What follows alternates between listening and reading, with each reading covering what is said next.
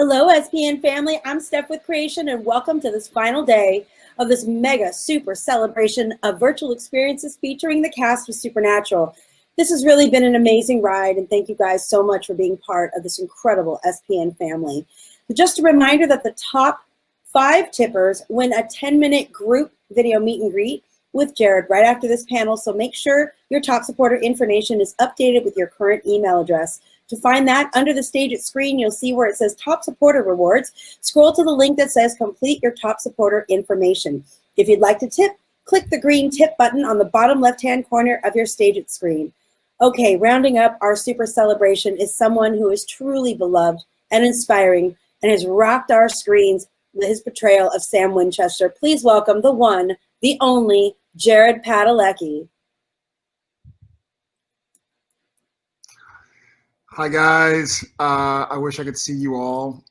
Greetings from Austin. Sorry, I just got out of the shower. So one of the benefits of a virtual con is that I can kind of chill out here at my house and take a shower right before. One of the bad things is I didn't do my hair. I'm still getting used to it, so I don't know how to do it just yet. So I'm kind of, if y'all have hints or comments, I can click on the comments. So please tell me how I should do it, what kind of products I should use, because I don't know how to. Anyways, it's been a hell of a week. We all know why. Supernatural aired its series finale on Thursday. And I don't know about y'all, but I shed some tears. I watched it here at the house, and yeah, everything kind of came flooding back. And it was really emotional for me. I don't know how it was for you guys. So I'm looking forward to hearing it. I wish I could see your faces. I know I can feel you guys. I can feel y'all watching, and I can feel it like you're with me, and thank you. I feel the love, but and I hope y'all feel it back for me. In the meantime, let's see what questions we have. Steph, am I going to Rosa_T? Hi, Jared. I'm Rosa Q. What are your top 3 episodes and why they're your favorites? Okay.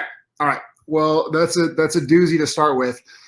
I am going to go with the obvious for me, which is the series finale, and that is my favorite. For a lot of reasons, most of which is I'm a fan of storytelling first and foremost. And I guess the way I figured out early in life is that the way I can be a part of storytelling is through acting. And so looking at Supernatural as a whole and looking at Supernatural as a 15 and a half year and 327 episode story, which is like the ultimate trilogy. Like I think we put Lord of the Rings to shame by hundreds of hours. I feel like as a fan of storytelling, the finale did something that we all thought was impossible. It answered a lot of questions, and it wrapped up things in a way that were meaningful and poignant and frustrating, but wonderfully frustrating, if that makes any sense. And so I'll go with that. Number 2, I always go back to Sacrifice, the season 8 finale. To me, that was another situation where we got to see really deeply inside the boys, and it almost felt like the season 15 series finale and the season 8 finale, Sacrifice, were kind of flipped. You know, on season 8 finale, Sam thought he was dying, and he had made his peace with it as best as he could. Season 15, we all know what happened. But also we got to see a little bit of the boys and their commitment to each other. And then after that, I'm going to go with a funny one. I'm going to go with French Mistake.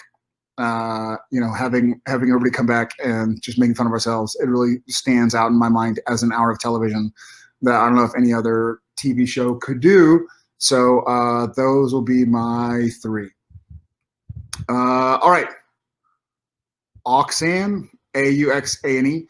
Hello, Jared. I want to know if the pie scene where you put someone Dean's face was scripted or not. Love from France. Love back to you in France.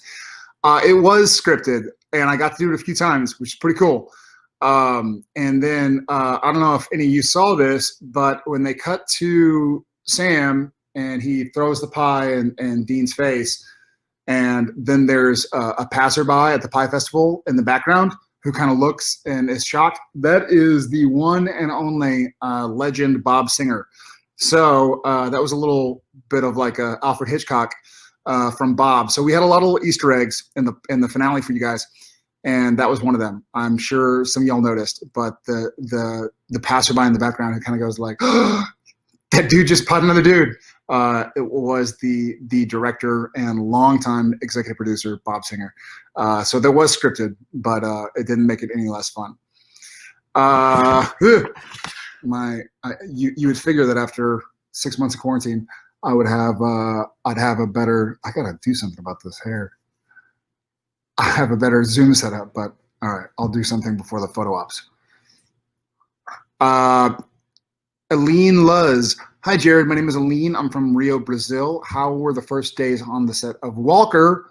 Ben, I love you so much. Aline, Aline, I don't know how to say it. I love you back. Thank you for asking. It's been awesome. It's been strange for sure, but it's been incredible. I feel so lucky and fortunate to be here in Austin, Texas, where I can see my kids in the morning or see my kids at night and see Jen mornings and nights, ideally. Sometimes I'm up at 3 a.m. to get off to work and don't get home till late. But, I feel so proud of what Supernatural was and the way we told those stories. And so I'm hoping to recreate some of that with Walker and just keep telling stories and keep kind of hoping to entertain y'all, entertain myself, and learn through another character. And I learned so much through Sam, and I'll always take it with me. And the first, we're 4 weeks in on Walker, and I go back to work tomorrow at, I think, 4 a.m. Texas time, so fun times. But it's great. Great crew, great cast, and I just feel so fortunate and blessed. So hopefully y'all guys tune into that as well. I think you'll enjoy it. Padalecki. Hi, Jared. I'm Erica. Question: how do you deal with bad hair days? Kisses from Brazil. You know how I deal with bad hair days. That's how I deal with bad hair days. I think for me, every day is a bad hair day. I don't think other than when I work, I don't do anything with my hair. I probably should. I should learn how to. But I just have always felt more comfortable just kind of tucking away in a beanie. And now it's a beanie and a mask. And so I think bad hair days, I throw a cap on. And it's different now because this is much easier to hide than the Sam do, which was, out here. So I think I think my neck where Sam's hair was long was like a baby's butt. I think as soon as I got my hair cut, it got sunburned like at midnight because it hadn't seen the sun in 15 years.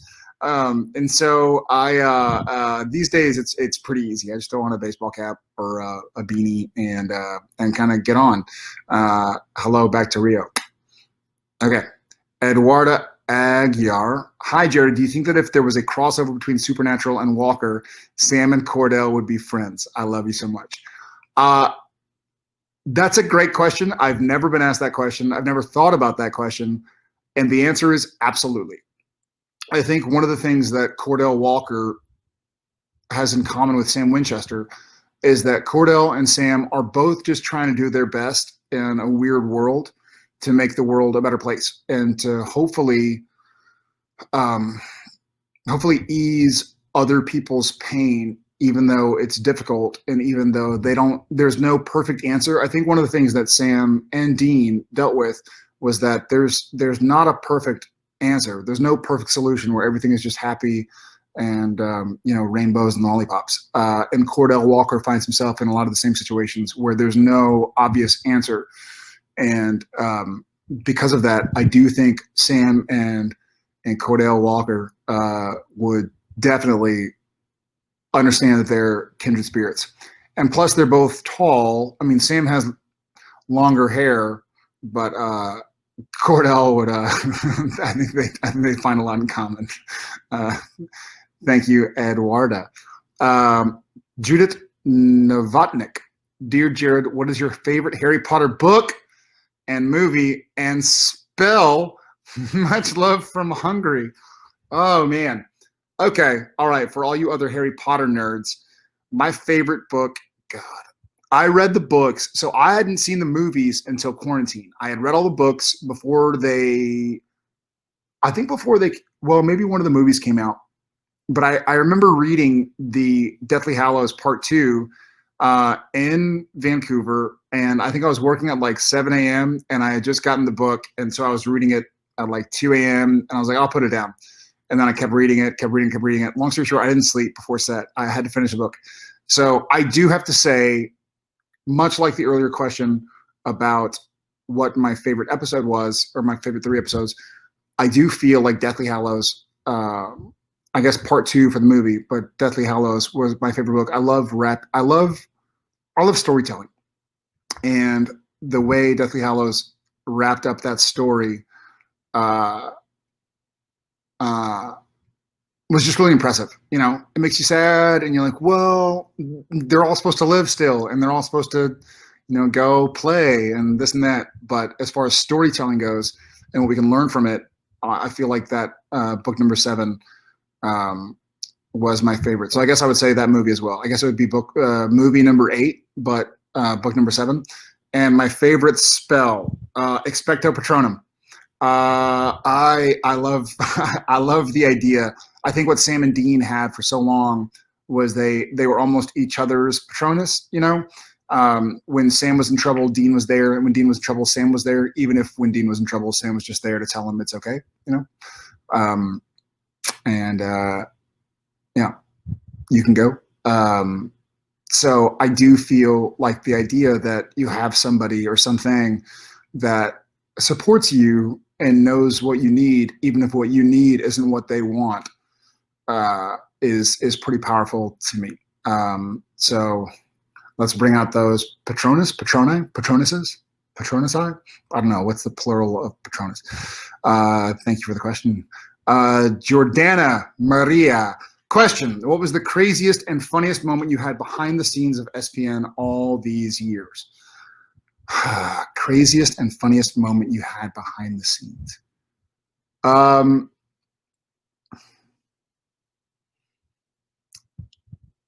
You know, I feel like there were 2 moments on set where, well, one moment was where I was anxiously awaiting the birth of my first son, Tom, and I was shooting with Osric. We were at the Riverview Hospital, and it's the scene where Sam is chasing Kevin Tran around. And I literally was just waiting for a phone call from Jen to say, hey, you know, I'm in labor. And sure enough, she went into labor on that Friday. And so I think we did like 1 or 2 more takes. And then I got into Cliff's truck and we drove down to Seattle. And then I also remember when Richard Speight was directing, when Jensen's twins, he had the same situation where we're all glued to our phones, and sure enough, he gets a text like, "Hey, that was a bit of a farther travel because they were giving birth. Danielle was giving birth in Austin, and so we had to go way far away." But the same thing where, you know, getting that call, it's a weird situation to be an actor, but have something so big going on in your personal life where, you know, you want to be committed to your character, to the story, to what you're doing, to the scene, but your wife might be going to labor any second. And so he and I had those moments on set, and they were crazy and funny and hectic. And I remember before Jensen and Neil had their twins, whose birthday is coming up in a week, he came to set and we were filming like, I don't know, 45 minutes away from our places in Vancouver. And I walked up to him kind of midday and was like, "Hey man, you have your passport?" And he kind of looked at me like, "I'm not the one who forgets things. Like, of course I got my passport." And I was like, "All right, well, just go back to your trailer, or when we go back to our trailers to change or whatever, just touch it. Just put your fingers on your passport. Like, just do me a favor." And he kind of looked at me like, It's a weird thing. And so then we had we had a scene, or we had a shot that maybe Misha was in or something, and we weren't in. And so we went back to our trailers, go to the bathroom, or just kind of warm up. I think it was December, and so then we get back in Cliff's truck, start heading back to set, and he looks at me and he's like, "How'd you know?" And I had kind of forgotten what I had said hours earlier, and so I was sort of like, how did I know what?" He's like, "How'd you know?" It's like, "Dude, I don't know what you're talking about. Like, do you smell toast? Like, I don't know what's going on here." And it turns out that he didn't have his passport. And we were in Canada, and Daniil was about to go into the hospital the next morning in America. So he needed his passport. And so then that started some big old all hands on deck. Y'all check the home in Austin, y'all check my apartment here. And he ultimately figured out that it had been in one of his other backpacks. I think we had gone to a convention or something, and so he had just left in there, assuming he would take that bag. He didn't, and so we had to call some Austin Police Department friends of ours to let them know, like, listen, we're flying in. He doesn't have his passport. Can you help us get in touch with customs and immigration and this and that? And so it was a pretty hectic moment, but we got home in time. Spate got us out in time, and so it was a happy ending. But those were two of the craziest and funniest. Okay. Miyako Dia. Hi, Jared. I'm Nicole. If you could do SPN all over as a different character, if you could do SPN all over as a different character, who would you be and why? Hi, Nicole. Great question, especially now that it's over. It makes it a little more poignant.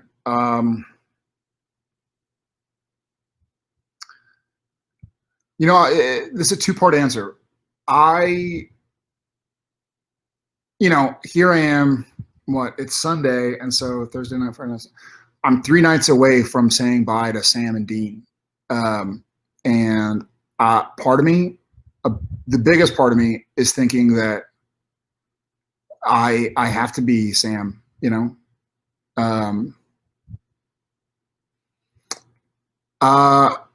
So my answer number one is, if I could do Supernatural all over as a different character, who would I be and why? Is I would be Sam again, and I would do it all over again. And I would. And it was hard, and there was blood, literally. There were broken bones, literally. There was sweat, lots of it. There were tears, obviously. But I learned so much from Sam, and I would do that again. But if I had to be a second character, I think, I wouldn't want him to not be on the show because he was so amazing. But I think I would love to be Lucifer. Pellegrino is phenomenal. Such a good dude. So brilliant and talented. But just seems like he made it seem like such a fun character to play. That half the time I was sitting there watching him going like, man, he's good. And half the time I was like, man, that seems so fun to play that character and to kind of have that, I don't know, storyline. So I think I would probably, I would choose Lucifer, and possibly Chuck. All seems fun. Rob is phenomenal as well. And I wouldn't be as good as he was, but I would have fun with it. And Rob and Pellegrino both seem like they were having so much fun with their characters. And so much fun playing that sort of dichotomy between, like, they know something you don't know, but they're going to be kind of funny about it, kind of tongue in cheek and kind of caustic. And so those two characters, I would be Sam first, and then I would want to be either Lucifer or Chuck. Thanks, Cole. J2MN fan. Hi, Jared. The You Define You campaign struck home to me. Thanks so much. What specifically inspired you to do it? Thank you. It meant a lot to me. And if I didn't just work out in my You Define You shirt, and if it wasn't in the washing machine, I'd probably be wearing it right now.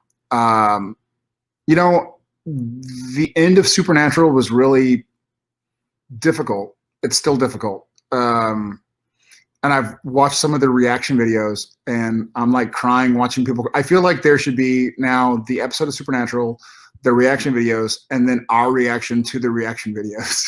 That might be kind of fun. But I was going through a lot of. It was pretty difficult. We got sent home March 13th, Friday the 13th, and we had 2 episodes left to do, and I had a really tough go about trying to figure out like who I was, who I wanted to be, who I was going to be after the show ended. And I had I was living in Austin for the first time ever, even though I'd moved here, whatever, 10 or 11 years ago. But I was here with Jen and the kids, and we were all stuck at home, like we all were around the world. And I sort of had this really difficult time figuring out like who I was, because I knew that a big part of my personality was going to be gone as soon as Supernatural ended. And so I love quotes. I love books, and I love sayings, and I try to quote Shakespeare and Dr. Seuss here and there, because I think they were both brilliant and timeless. And I sort of just stuck onto a mantra of like, I'm going to define me, and I needed that at that point in time in my life, and I needed it since, and I needed it before and didn't realize it. And so I think for me, it was more like, as opposed to feeling like I was going through something negative, I wanted to remind myself that I was going through something positive, and that I would come out on the other side the way I chose to, and that I wasn't going to be kind of doomed to be what bad people on the internet say, or what the business says, or yada yada yada. I could pave my own way, much like Sam and Dean did, and so that just kind of it clicked with me a lot. So I'm glad it meant a lot to you too. Hannah with like 35 H's. Hannah, ha ha ha ha ha. Hi, Jared. I'm Anna. Wait, your name is Hannah. H H H H H H H H H H H H H H. Hi, Jared. I'm Anna without 1,000 H's. Cool. How did you start your acting career? Wow. Well, I acted in high school. I acted in school, like middle school. I did plays, and high school as well. And then between my during my junior year, I auditioned. I went to LA during my spring break as a senior in high school. I'm kind of going all over the place. All right. Between junior and senior year, I was working at a ranch, Holt Ranch here in Texas, and I won a contest to be a trophy presenter at the Teen Choice Awards, which just meant that I basically handed off a surfboard, which I have one here, which is kind of neat. Hold that thought. Look at this.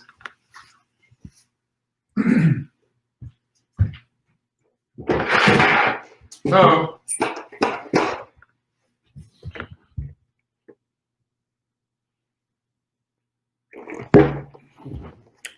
kind of fun. So here I am in my office in Austin, and I have my I had to take it down because I was like, it's too colorful in the background. But there it is. So I won the chance to be the first trophy presenter at the Teen Choice Awards in '99, and that's my 2015 Choice TV Actor Fantasy Sci-Fi, which is pretty cool. I've never used it, but I would like to.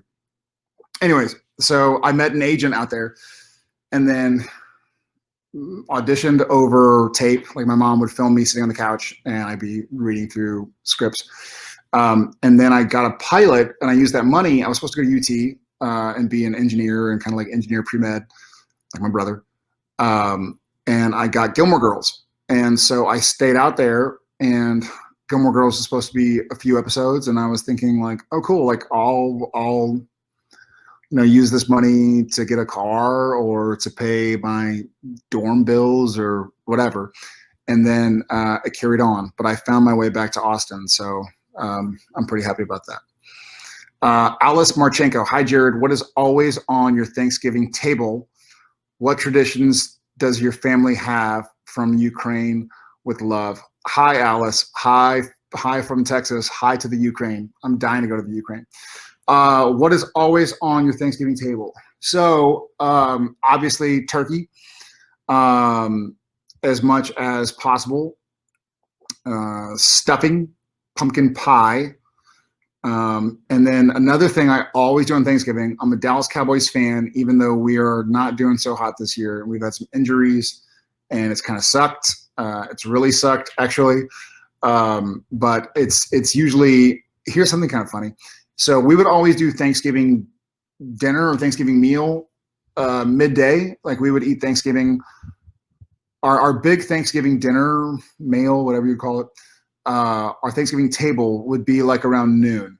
And so we would eat and eat and eat until we were miserably full.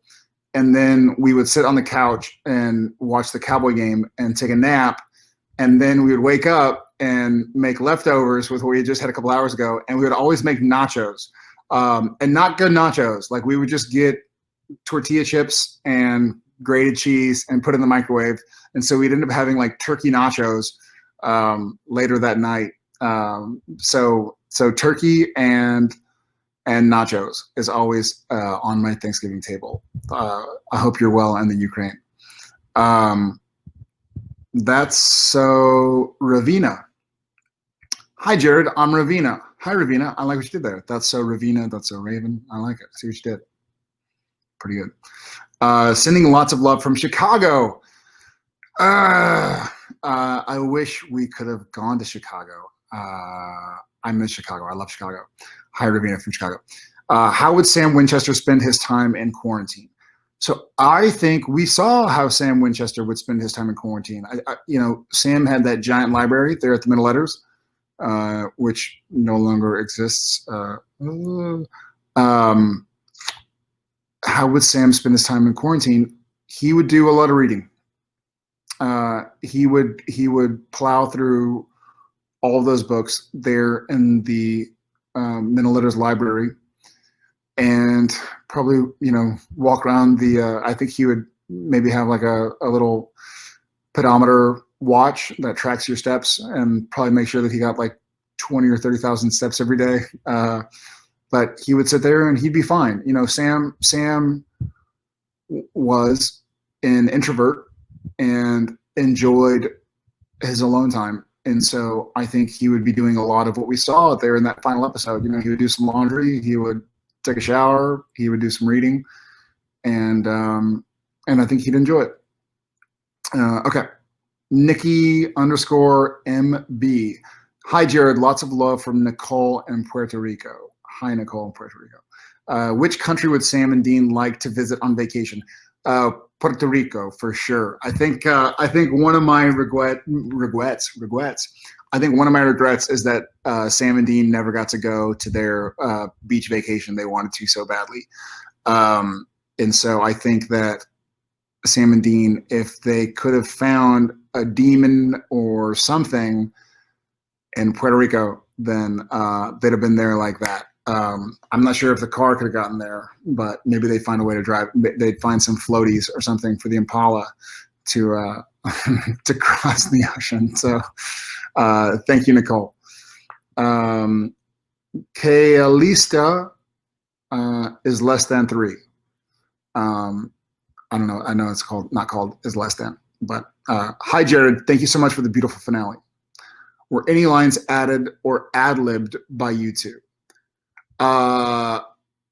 Yes. Yeah, a lot of me. So, Andrew Dabb and Bob Singer are phenomenal and did a great job trying to do the impossible. And I think they did it. And there were some scenes. There were some things that occurred to me that I really wanted to touch on. One of the things, a little like Easter egg that we had in the barn scene was was at first when Dean says to Sam, you know, to keep on going, and it was written, Sam says, I can't do this without you. And it occurred to me that I thought it'd be neat to kind of have a throwback to the pilot and say, I can't do this alone. Like Dean said to Sam outside the Impala in the pilot. And then for Dean to say, yes, you can, like Sam said to Dean in the pilot. And then for Sam to say, well, I don't want to. And that harkened back for me to the way we all started. Another thing that I really thought was important was that the first things we ever saw Sam and Dean say to each other on camera, you know, obviously they had grown up together, but the first thing Dean ever said to Sam was, "Hey, Sammy," and the first thing Sam ever said to Dean was, you know, "Dean," because at the time they were in a fight and in a dark apartment, and so I thought it'd be really neat if the first words Sam and Dean ever said to each other on screen were also the last words. So when we're on that bridge and Dean says, "Hey, Sammy," and then it cuts to Sam and I'm dressed like as best I could, like the pilot with Dean, you know. And then a few things there in the barn scene. We talked with Andrew Dabb and Bob Singer a lot, and we just said like, hey, you know, are y'all okay if we kind of see what makes sense, what we're feeling, repeating lines here or there, or just kind of going with the flow. And you know, at that point in time when we shot that scene, you know, Jensen and I knew Sam and Dean in a way that no one else could. We had lived with these guys for, you know, 15 and a half years. And so we felt really strongly that, and we did the script as it was the script, but we would do little bits where we would try and do something that was like meaningful to us or helped convey a message that we were trying to convey. Also, I really, it was really important to me that the last words Sam says to Dean, I'm emotional. When Sam says, "It's okay, you can go now," I thought that Sam's son, Dean, needed to say those exact same words to Sam. And that was Sam's cue to go like, all right, it's time. So, yeah, there were a few things that were really important to me. And those were a few of them, but there were probably more, but for now. Thank you, Kaelista. Lauren _ Nicole. Hi, Jared. I was wondering if you could talk about the Easter eggs you and Jensen put in the finale, like Sam wearing Dean's watch when he died. Oh, you saw that? Yeah, yeah. So I just talked about a few with the lines, with you know, kind of giving an homage back to the pilot with "I can't do this alone." Yes, you can. Well, I don't want to. And ending with "Hey, Sammy and Dean." But yeah, you saw the, so Jensen and I both big watch fans, and we thought it would be something that Sam would have kept and worn, Dean's watch. And I'm glad you saw that. I didn't know any, well, whatever. I mean, you know, it was right for Sam. Sam would have changed his watch to Dean's watch. And so it's neat that you saw it. Good eye, Lauren and Nicole. Good. I'm glad that conveyed. Sam Liquor, Sam Liquor 81. Okay. Hi, Jared. Sending love from Korea. Okay. How did you feel about Sam's ending? Sam Liquor 81. Hi, back to Korea. Wow. You know, I've had almost a year and a half to think about Sam's ending. So I know a lot of y'all found out about it 3 days ago. I found out about it June of 2019, you know, and so I've had a lot of time to think about it. And at first it was probably a little jarring, you know, a little abrupt, a little um I mean, I guess how would you feel about anybody's ending? And that's, I don't want to answer a question with a question, but you know, let's say hypothetically you were told how you would pass. Would you ever be okay with it? You know, you'd be like, well, either you die happy in your sleep. And you're like, well, I want to go out in a blaze of glory. Or they're like, you go out in a blaze of glory. And you're like, oh man, I thought I'd be peaceful. And so there was a finality to it that no matter how Sam had his ending, it would have been difficult to kind of wrap my head around. Once I did digest it and spend, you know, hours and days and weeks and months and over a year with it, I truly feel that it was the best way to tell Sam's story. And Sam tried to live his life the way Dean would have wanted him to live his life. You know, in honor of Dean and his request and his sacrifices, you know, Sam tried to do as best he could what Dean would have wanted. You know, if Dean would have come back to life 20 years later and Sam was still hunting, I think Dean would have been pissed off. Been like, man, I told you, like, go live your life. Like, we didn't fight all the, you know, lay your weary head to rest, you know? And so I really am passionate about Sam's ending being proper. And that's what Dean would have wanted. And that's what Dean fought for. That's what Mary fought for. That's what John fought for. That's what Bobby and, you know, Sheriff Jody and Donna, and that's what everybody, Castiel, Jack, that's what they all fought for, was the idea that whoever was left could live as, you know, normal a life as possible. So I'm very happy with Sam's ending, as happy as you can be. Debbie_Reed. Hi, Jared. Any other props accidentally end up at your house after shooting ended? Yeah, I'm looking at a bunch actually. I'm in my office in Austin in my house, and yeah, I have some stuff. One of the best things I have, my dear friend Jason, who was my stand-in for years and years, and sometimes photo double and sometimes stunt double.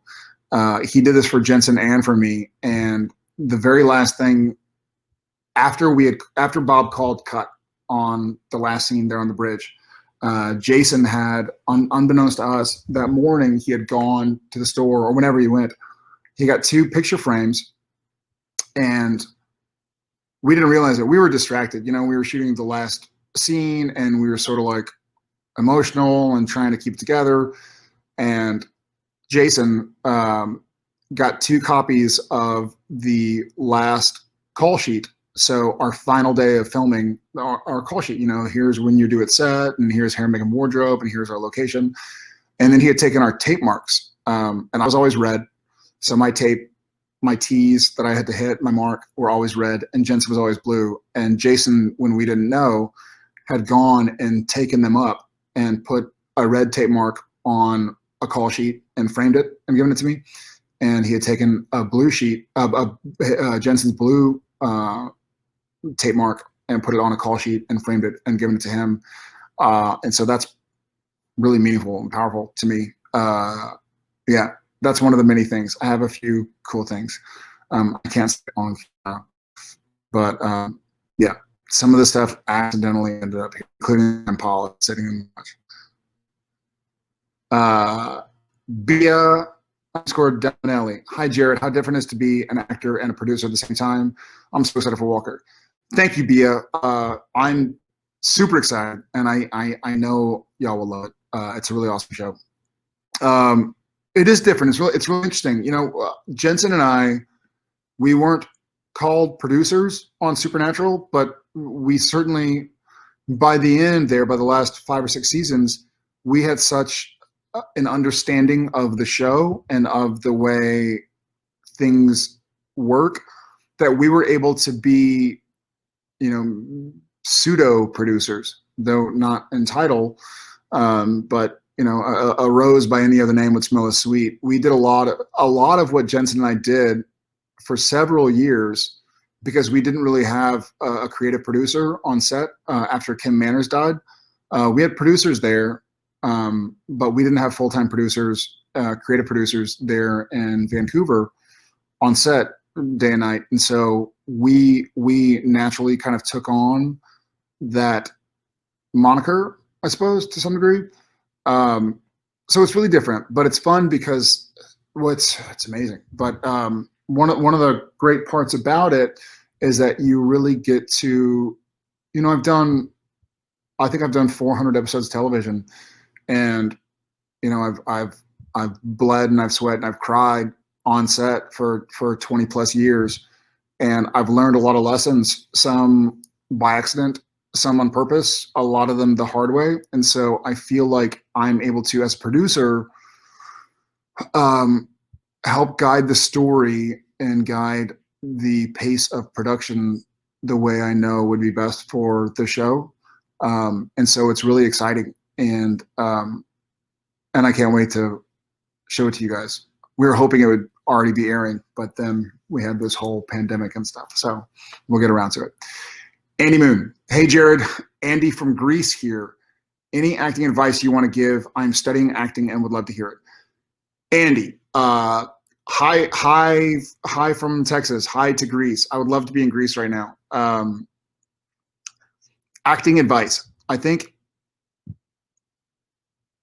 acting advice is difficult because everybody is a different actor or actress, and so I think if I did have any advice, and this is going to sound really weird because acting is in a lot of ways trying to be somebody you're not, but as far as my acting advice, and I'll clarify, but don't try to be somebody you're not. I know it sounds weird, but there are things that you, Andy from Greece, have experienced that I have never experienced. There are things that you have been through that I will never go through. And so don't try to be me. Don't try to be Jensen. Don't try to be Misha. Don't try to be Alexander. Don't try to be Pellegrino or Shep or whoever. Just be you and figure out what story you want to tell. And remember that you're there to tell a story. And so commit to that and commit to who you are and who you have been, and never forget that there are things you've been through and will go through that nobody else on the planet has been through or will go through. And so don't discredit yourself from that, and try and, in some weird way, shape, or form, try and give that to your characters and kick some ass. Christina M.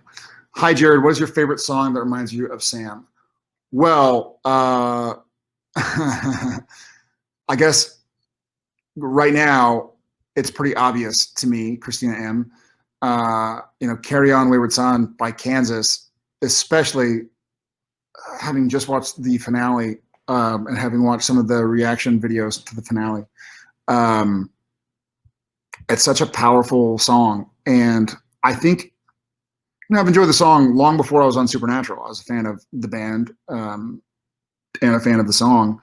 But now that the show had been over for 2 months and I was able to watch it as a fan, it just occurred to me how wonderful that song is, not just as a song, but also for the show and for the story we were telling.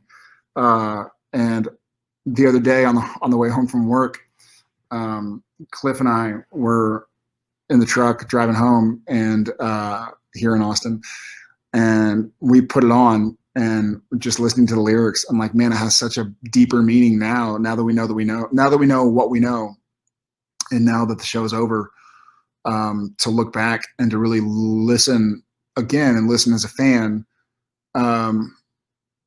Yeah, so I'll go with Kansas. Magdalena WW, can you talk a bit about the pre and post COVID scripts and the changes made? Yeah. I guess I'm allowed to do this now. Well, no one's told me not to. They can't fire me anymore because the show's already over. Can you talk about the pre and post COVID scripts and the changes made? So the biggest deal with the post COVID scripts is that when COVID happened and when we got back to Canada, there was a mandatory 2-week quarantine. And so we had to, and as a matter of fact, the last virtual convention we did, we were both mid quarantine and we were sitting in our apartments in Canada. And I think we had like a week left until we were going to film the final 2 episodes of Supernatural. But because of that, there were going to be a lot of beloved characters that were in heaven with us. But that was just, it was just a scene or two. And so when you think about a lot of the other cast that's been a part of the show forever and ever, they have kids and spouses and jobs and mortgages of their own. So you couldn't really ask, Rob and Richard and Samantha Smith and Jeffrey Dean to come sit in a hotel room for 2 weeks just to be in one scene.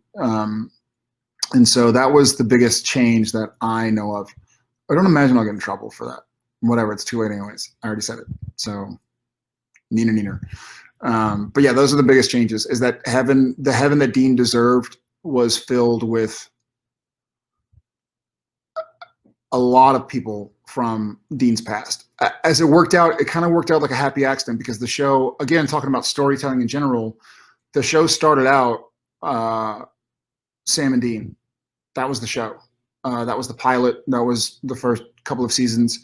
And it was always about Sam and Dean. And Dean said it himself in the barn, when it comes down to it, it's always been you and me, meaning Sam and Dean.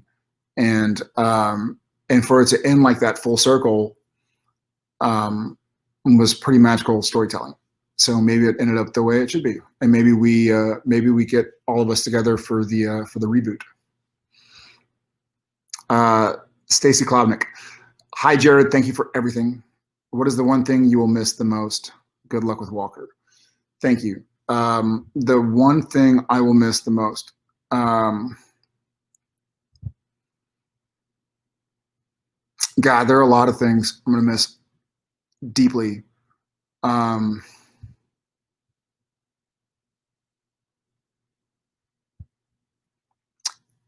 think the one thing I'll miss the most, it's hard to say one thing. I'll miss our crew a lot. I'll miss the family, and not taking anything away from our Walker family, but just, you make lifelong friends over 15 years, and just catching up with them, just feeling that comfort, just feeling that familiarity. If Walker goes 15 years, I'll be 53. So it's very different going from 22 to 38 than 38 to 53 or 54. And so I grew up a lot on Supernatural. I met my wife, and now we've been married 10 years and have 3 kids. And so I've been through so much. I have so much history with a lot of those people. And it's also weird shooting Walker in COVID times, because everybody's wearing masks. You're not supposed to get close to anybody. And so, for 15 years, essentially for 325 episodes, when you get to set, you're hugging everybody. You have that human contact. And, when someone's had a tough weekend, you can go and give them a hug and talk to them and say like, hey, you all right? Like, I'm thinking about you, and check it in. This will change. This too shall pass. But for now, it's just different. It's different.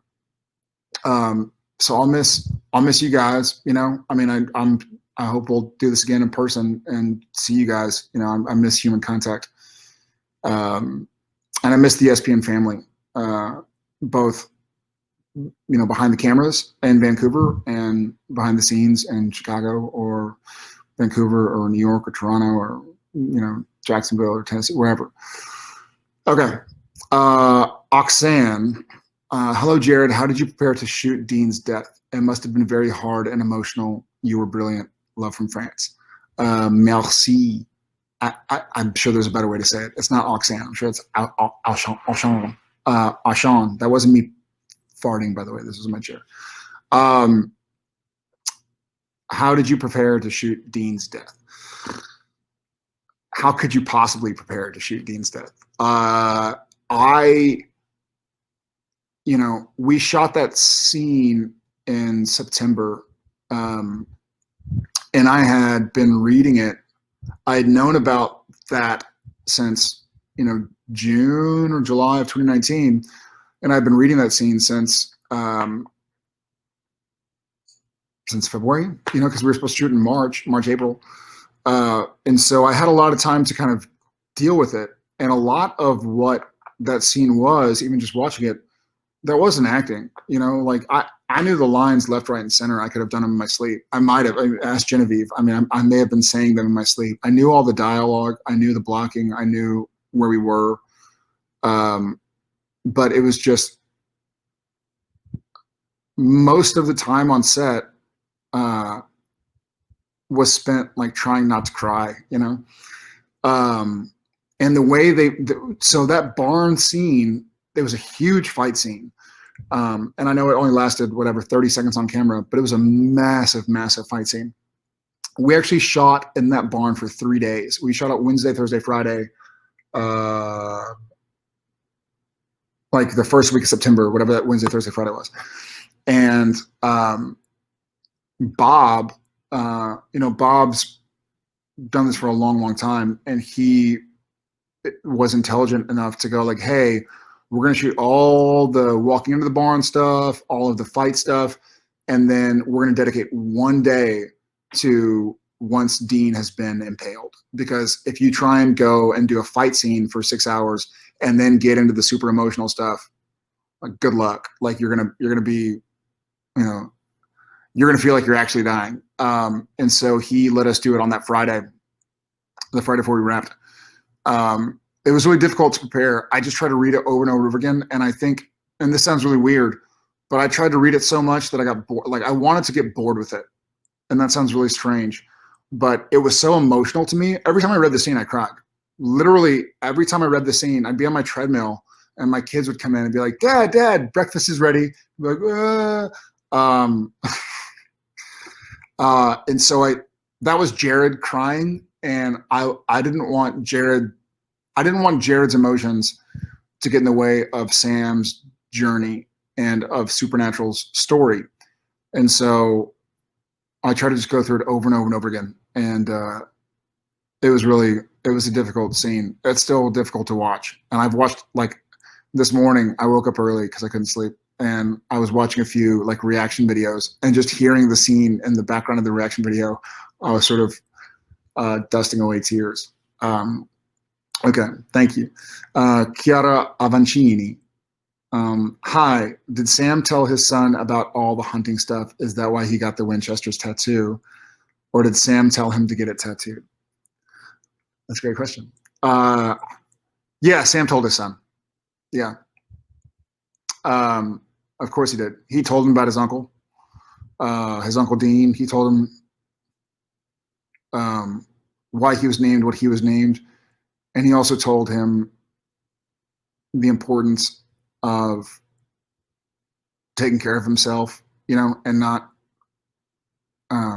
spending his life saying goodbye to friends and family. And then his son just wanted to get it tattooed. So that's a great question. Shahargrenberg. Hi, Jared. I'm Shahar from Israel, and I'd like to know if there's a show you would have wanted SPN to cross over with. Hi, Shahar. Yeah, there are tons of shows I would have loved for Supernatural to cross over with, and I feel like Supernatural could have gotten away with it because, if we can play ourselves in French Mistake or be on a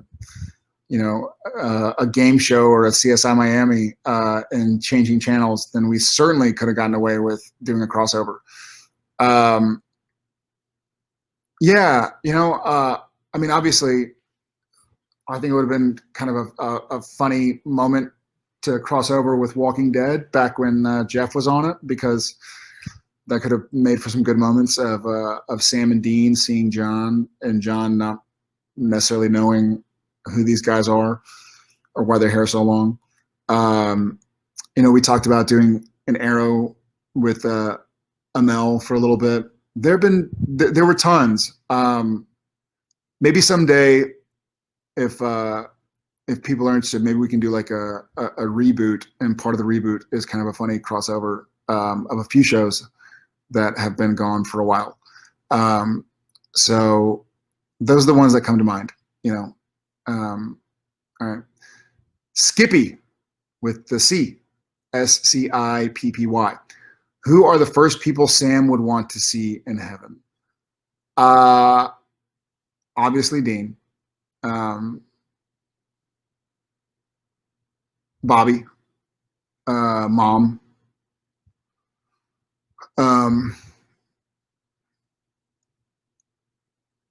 Sully,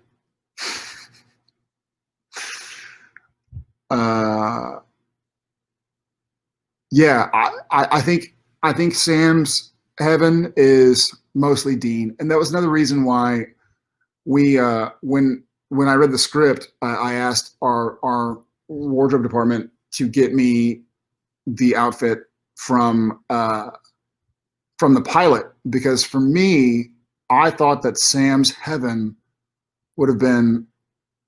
I think that Sam's happiest moment, in some weird way, shape, or form, was when he made that commitment to get back on the road with his brother. You know, he had a rough childhood, and then he went off to do his thing and go to school and be a lawyer, and that obviously didn't happen. But I think when Sam got on the road with his brother, as much as he was making fun of his mixtapes or whatever, I think that was Sam's happiest moment. And then, because obviously there was a lot of loss and heartbreak after that. But you know, the actual wardrobe I wore back in 2005 in the pilot is long gone. So they had to kind of recreate it as best they could. But I think that Sam's heaven is mostly his brother. Vania Montoya. Hi, Jared. Sending you love from Mexico. Oh my gosh. Thank you. If you had the chance to work with Jensen again, what kind of project would it be? I will get the chance to work with Jensen again. That's not The Last of Us. Yeah, we'll work together again for sure.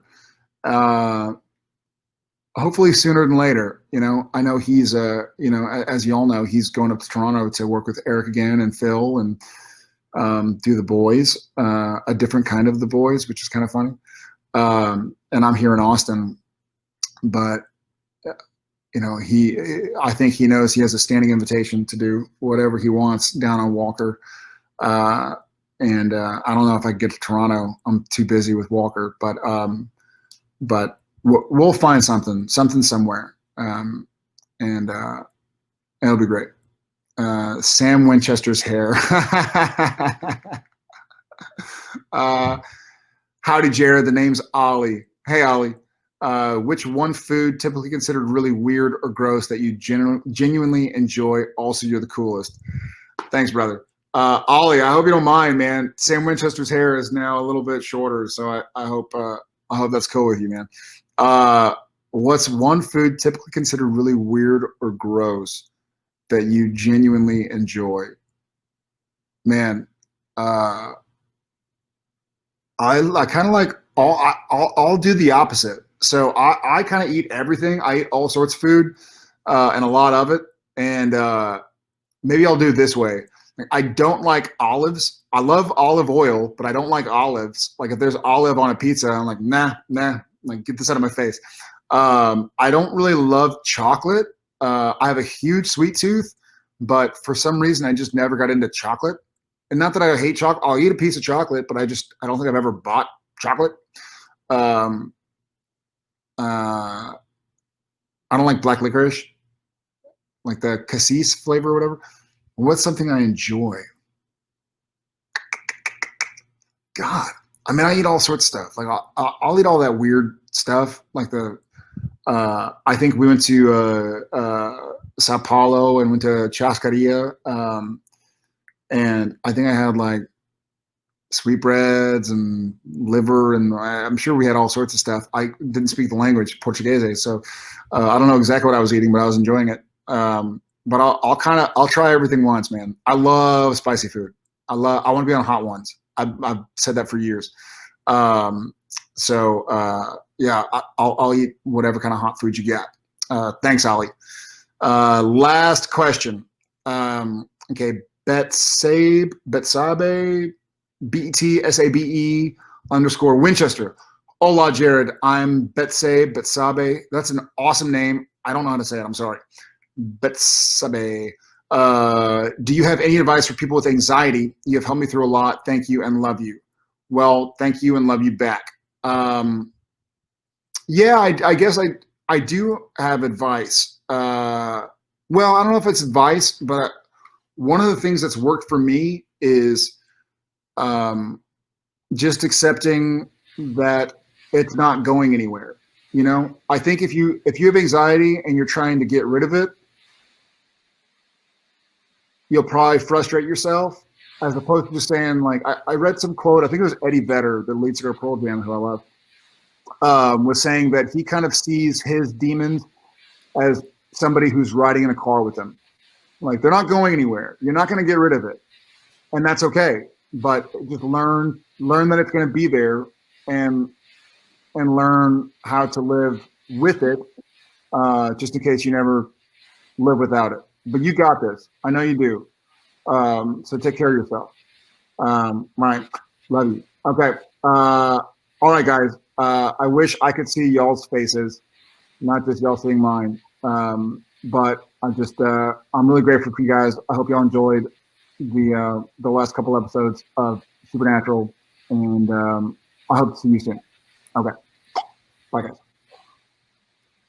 Jared, thank you so much for being here today and being a part of this mega super celebration.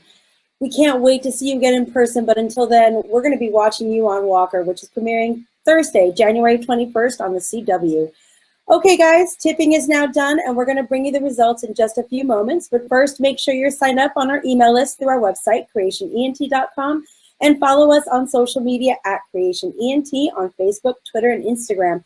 Thank you so much for participating in these virtual experiences with us, and we really appreciate your kind words of love and support.